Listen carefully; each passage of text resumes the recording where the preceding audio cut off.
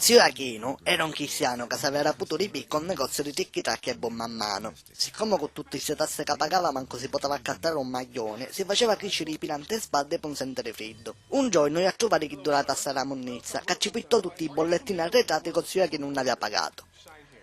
I due cercò di spiegarci come poteva arrivare a fine mese, che la piccerita sapeva fare la comunione e che suo cognato ci domandava sempre i piccoli pisi carette. Ma a chi dura la monnezza non ci interessava niente, aveva a pagare pure l'interesse. Allora filmare, a penna non ci scriveva più, quindi l'esattore pigliò una penna alla vetrina, ma purtroppo ci scoppiò un tema e o tappo ci spunnò il riverdo.